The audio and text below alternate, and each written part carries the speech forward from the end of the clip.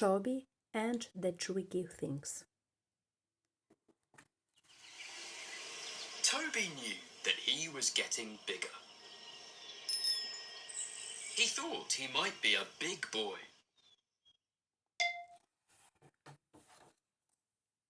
He could pour his own milk.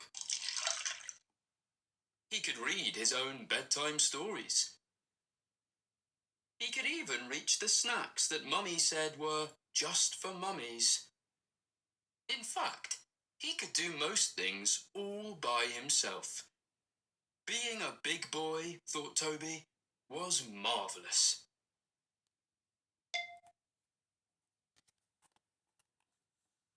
He was also bigger than his little sister, Iris. Iris was very, very small. And because Iris was so small, Mummy was very busy. And this meant that sometimes Toby had to do the tricky things all by himself.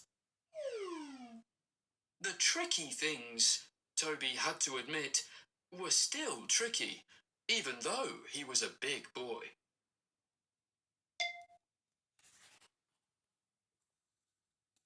When Toby had to do up his buttons, Mummy was too busy with Iris to help.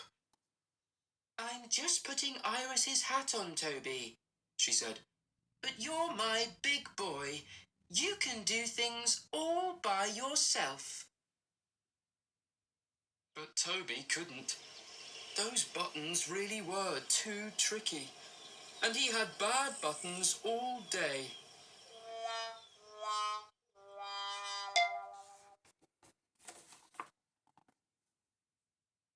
When Toby had to put on his wellies, Mummy was still too busy with Iris to help. "I'm just settling Iris in her pram, Toby," she said. "But you're my big boy. You can do things all by yourself." But Toby couldn't. Those wellies really were too tricky. And he had wrong wellies all day.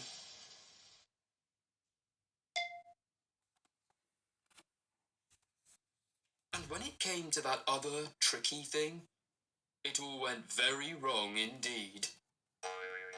Toby began to wonder if being a big boy wasn't so marvellous after all. He called for Mummy.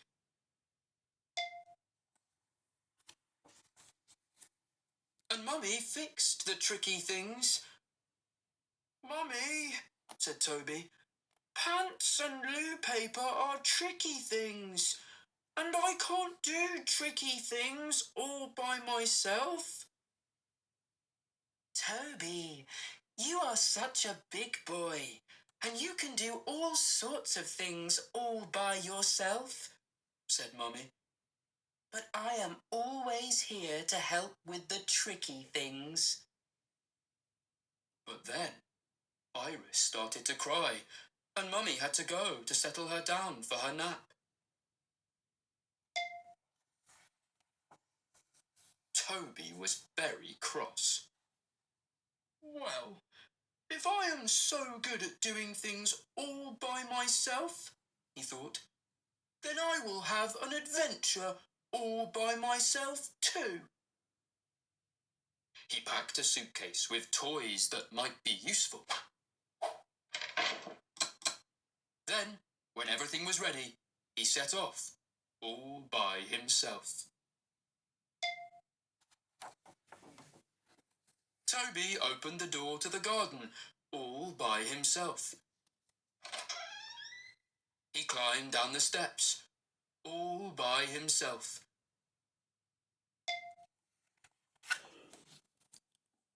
And then he sat on the swing, all by himself. Toby was soon hungry and cold, and it turned out that the toys that might be useful weren't very useful after all. Toby didn't feel like a big boy anymore. Then, just at that moment, "Toby," said Mummy, "there you are." "I don't want to be a big boy and and do things all by myself, sniffed Toby. I want to be a baby like Iris. Oh, Toby, said Mummy, you are my big boy. But however big you are, and even when you're all grown up, you will always be my baby. Always, said Toby. Yes, said Mummy. Always.